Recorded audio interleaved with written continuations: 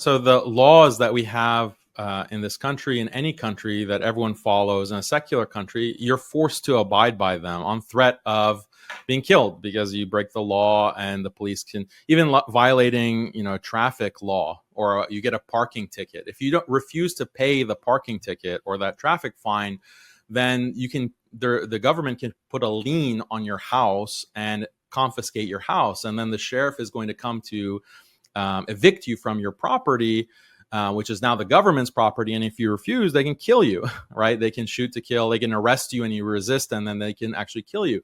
So this is all based on violence, forcing people to abide by laws that they don't determine for themselves. It's determined in the halls of Congress. Even if you have like a naive view of how politics works and it's the will of the people, let's just assume there's that and there's no corruption and special interest and all of that.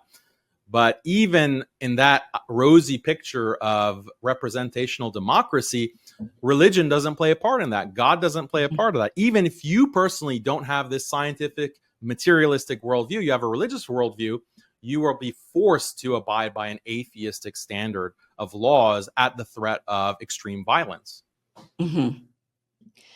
So, but isn't it better?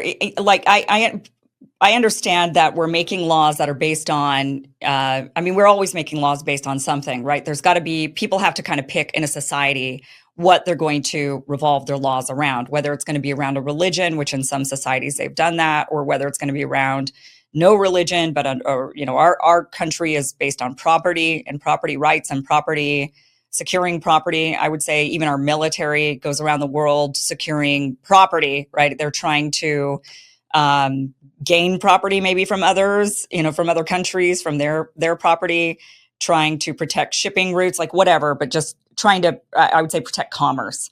And we're not going to get into whether or not we think that's moral or immoral. I think we probably have an agreement on the military industrial complex around the world. But when you start making laws religiously, then, so either way, it sounds to me like a pick and choose. You're going to end up with this, no matter what, we have to live, unless we're going to choose to live in a lawless society where nobody's punished for anything. You have to choose what you're going to be living under.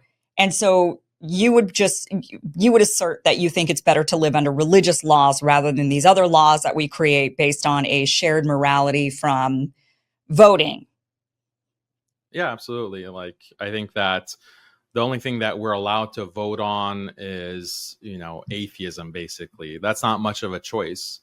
But if I were to choose, and I would, given a choice of what I want to abide by, obviously Islam would be number one, but then number two would be Christianity, actually.